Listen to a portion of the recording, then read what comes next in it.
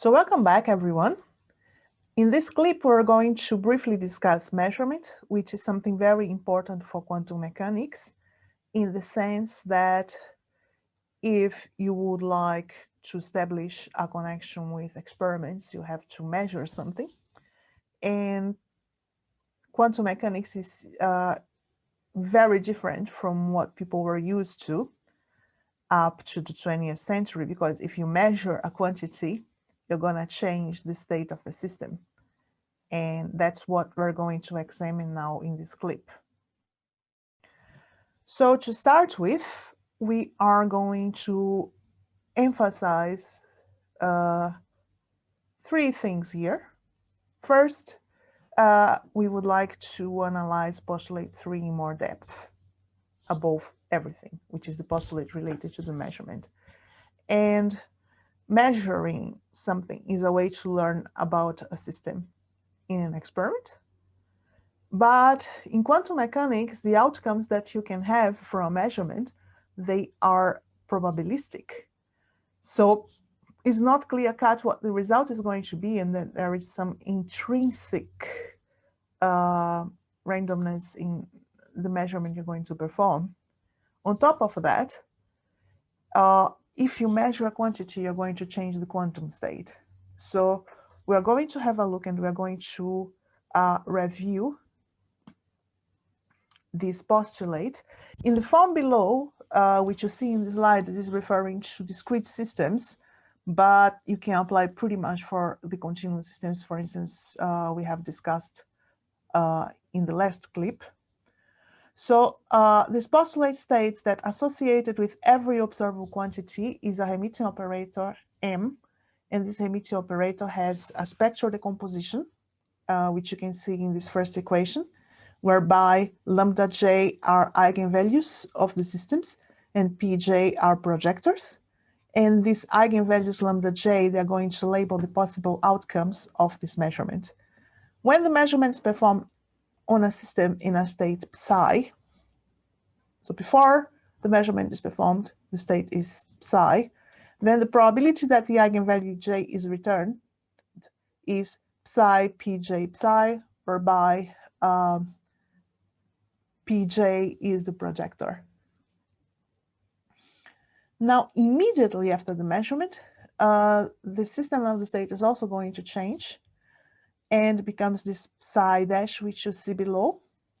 So this psi dash is given by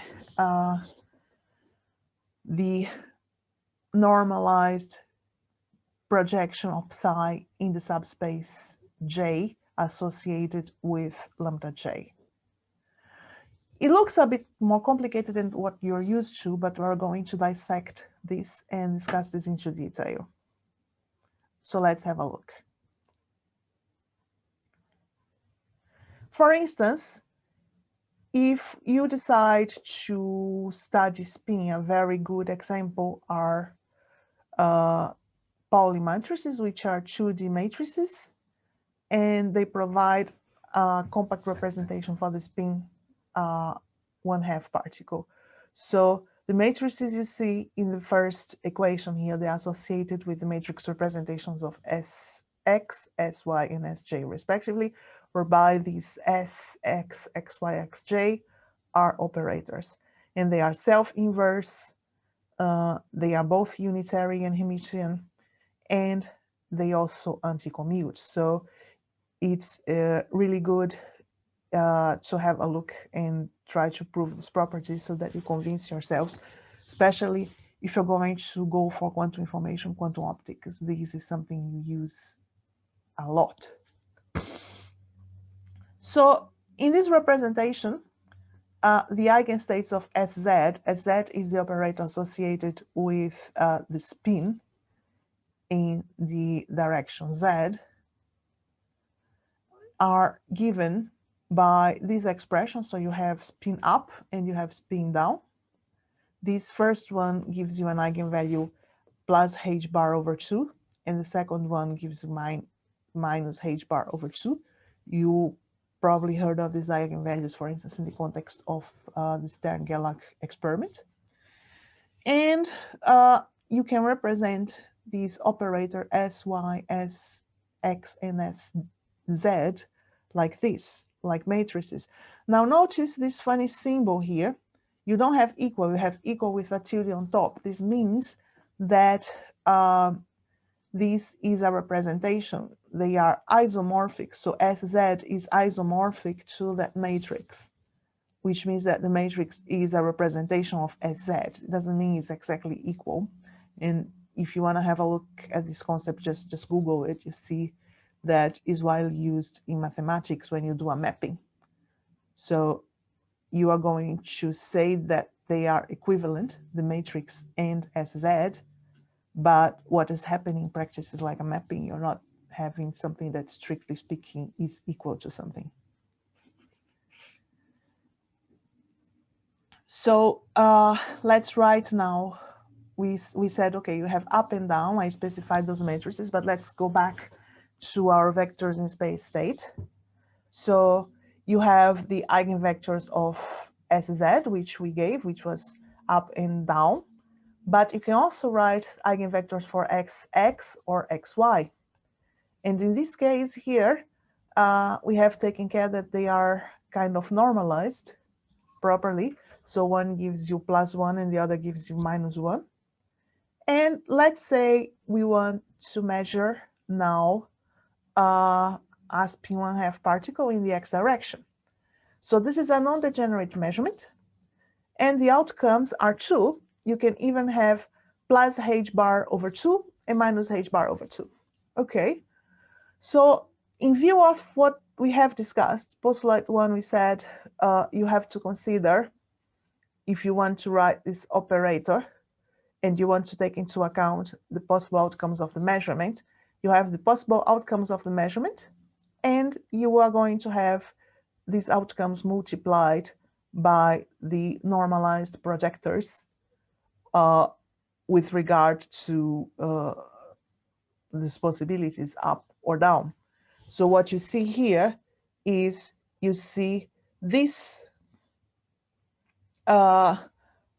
projector onto the subspace spanned by the +1 eigenvalue, which gives you this outcome.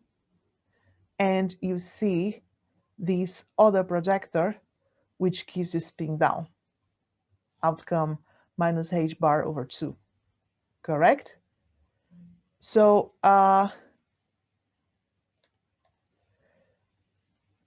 this is pretty much what we had at the beginning. So you have here projector onto spin up, projector onto spin down. So let's consider now a general spin 1/2 state. So here we have a coherent superposition of spin up in the z direction and spin down in the z direction. So this is an arbitrary ket psi in the space which is corresponding to this spin 1/2 particle. So let's see what is happening then. And the probability of obtaining +h bar over 2 from the definition that we have seen is going to be psi pj psi, with pj being the projector onto the subspace spanned by this specific outcome, meaning h bar over 2.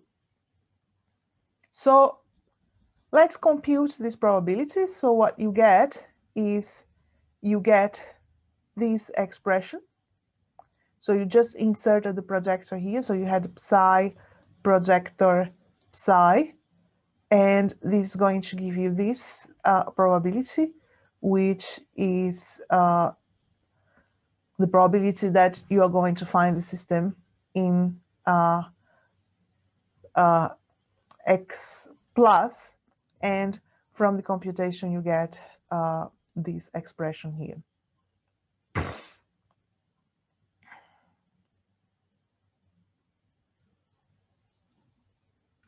Now, what is your state after the measurement? Well, we said you have to compute the normalized projector of finding this. So if you compute it, you get this expression here. And at the end of the day, because you're going to have here the overlap of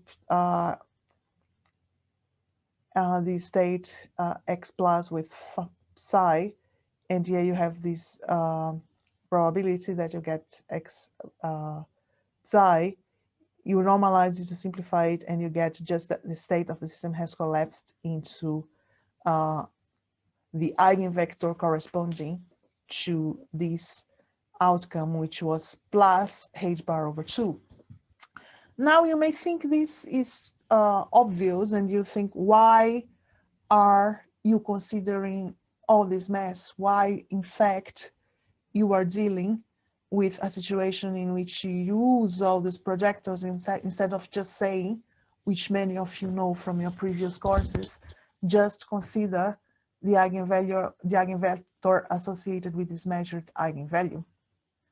Well, there is a reason for that, and actually, the expression that we have introduced here is more general if you are dealing with degenerate measurements. So what shall you do in case your measurement is degenerate? Because here it was clear, you had one eigenvector associated with the outcome plus 1/2, you can see here, plus h bar over 2, and one associated with minus h bar over 2. But coming back to this, what happens now if your measurement is degenerate? For instance, let's consider this example. You have a Hamiltonian H. You have written the spectral decomposition of this guy. So here you have the outcome λ1 of your measurement, and you have the projector onto the subspace that is going to give you λ1. And here you have the outcome λ2, and you have this subspace here. But what in fact you see is that here you could have in principle two eigenvectors, right?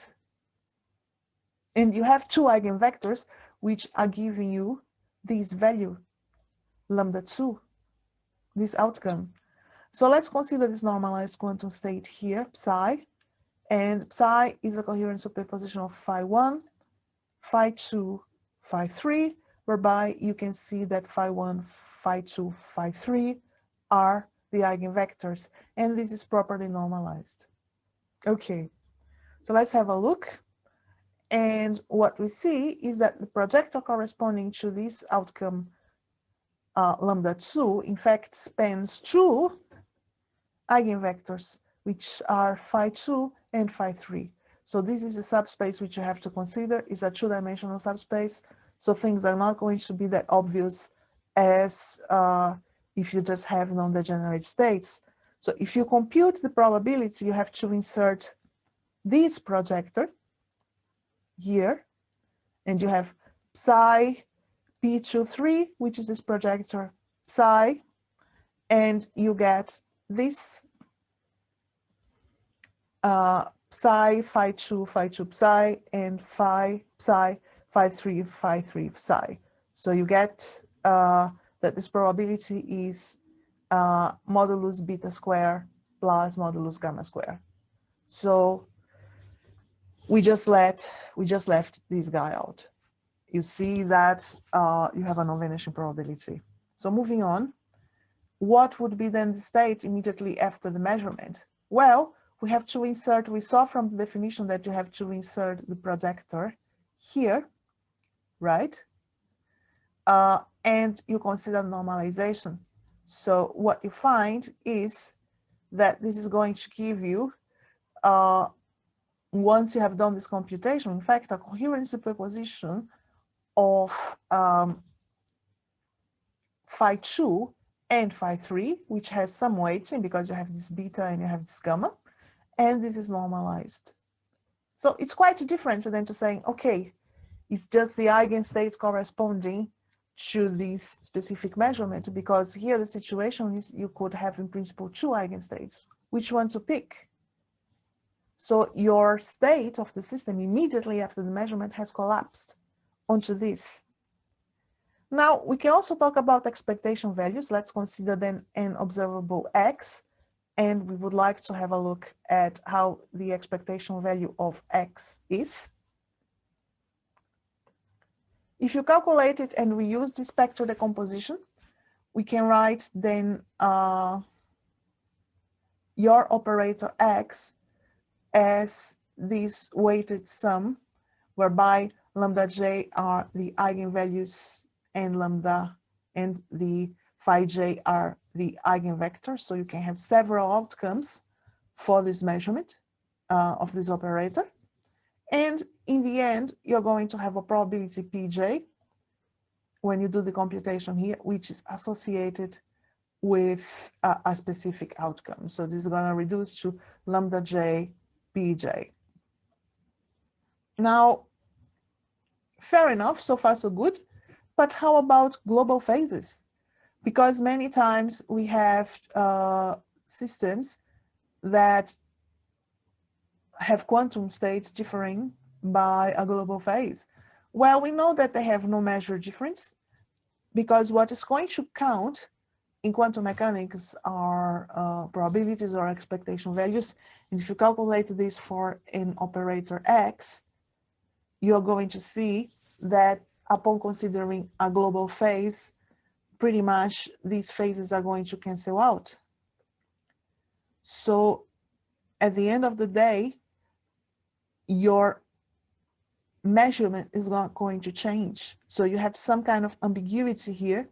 And this ambiguity is what we use a lot for instance, unitary transformations, because many times it's much more convenient for you to go to a representation or to make a transformation and to consider something where you can work in a better way, where it's simpler. So be careful though, because relative phases do matter. So if you have a coherent superposition, say alpha spin up plus beta spin down, this is not equivalent of alpha plus this phase different EI beta spin down, because you are going to have a phase difference between two eigenstates in your basis, and this is going to alter your measurement. If you're not convinced, just do some computation and you are definitely going to see that. So thank you so much for your attention. And the next topic in our lecture is going to be density matrices, which are very useful if you are dealing with systems which also have some kind of classical degree of uncertainty, and you're going to see what I mean by that. So we'll address mixed states. Thank you for watching.